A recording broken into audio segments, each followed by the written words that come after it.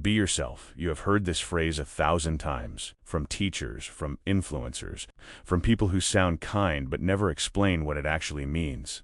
But stop for a second. How can you be yourself if you do not even know who that self is? Most people use this phrase as a hiding place. They say, accept yourself. But what they really mean is, stay where you are. Don't change. Don't improve. Don't confront the parts of you that are destroying your life. And yes, acceptance has its place. You need to see reality clearly. But acceptance without action is not wisdom. It is surrender. If you are weak, afraid, undisciplined, addicted to comfort, controlled by other people's opinions, and constantly running away from responsibility, then being yourself cannot mean staying that way. That is not your true self. That is your unfinished self. That is the version of you shaped by fear, bad habits, avoidance, and years of choosing the easier path. The real you is not found by staying still. The real you is built. Being yourself does not mean accepting every weakness as your identity. It means understanding your deepest needs, your real values, your natural strengths, and then taking disciplined action to become the person who can actually live by them. That is the difference. The weak version says, this is just who I am. The stronger version says, this is where I am right now, but it is not where I will stay. That sentence changes everything, because now your life becomes a route, not a prison. You have point A. That is who you are today. Your habits, your fears, your discipline, your body, your skills, your confidence, your relationships, your emotional control, your ability to finish what you start. And then you have point B. That is the person you are trying to become. Not a fantasy, not an aesthetic, not some fake character you saw online.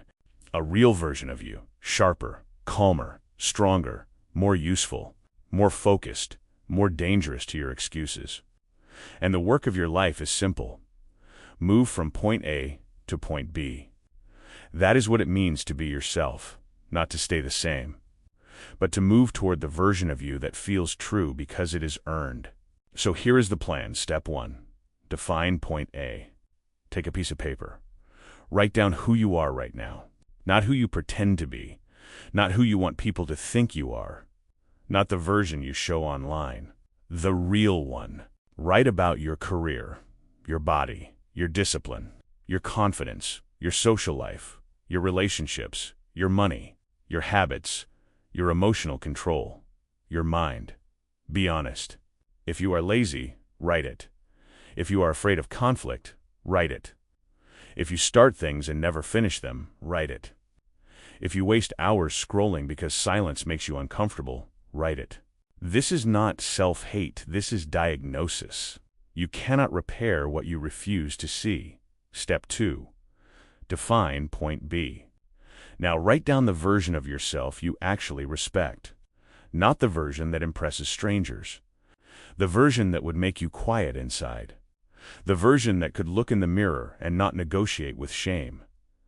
Ask yourself, what kind of body would I respect? What kind of mind would I trust? What kind of work would make me proud? What kind of person would I become if I stopped betraying my own standards? What habits would that person have?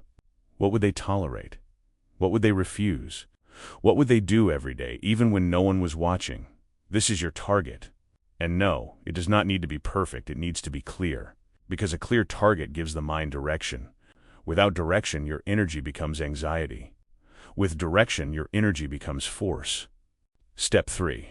Build the route. Now compare point A and point B. Some qualities will already exist in you. Keep them. Protect them. Develop them. These are your strengths. Maybe you are curious. Maybe you learn fast. Maybe you work well under pressure. Maybe you can focus deeply when you remove distractions.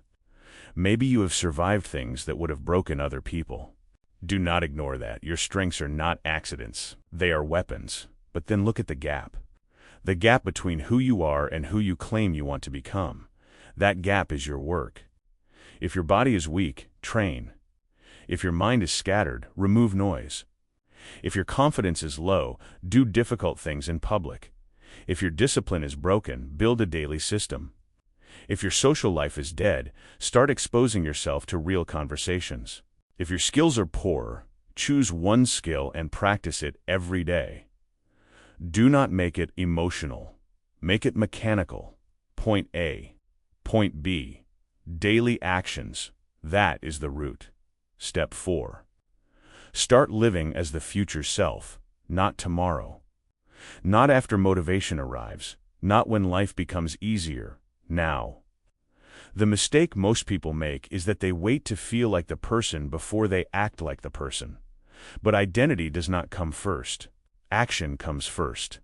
You act, you repeat, you suffer, you adapt, you keep promises to yourself, and slowly your nervous system starts to believe you. You become calm because you have proof. You become confident because you have evidence. You become disciplined because you have repeated discipline when it was uncomfortable. This is how the self is built, not through affirmations, not through fantasies, through repeated proof. And every 6 months, return to the paper. Review your point A. Review your point B, because you will change. Your goals will sharpen. Your values will mature. Your standards will rise. The person you wanted to become 1 year ago may no longer be enough. That is not failure. That is growth. Being yourself is not a fixed state. It is movement. It is the constant removal of everything false, the laziness, the fear, the need for approval, the cheap comfort, the fake personality, the excuses you inherited, the identity you built just to survive. And underneath all of that, there is someone more serious, someone more disciplined, someone more silent, someone who does not need to explain everything, someone who acts. That is the self you are trying to reach. So stop using be yourself as permission to stay weak.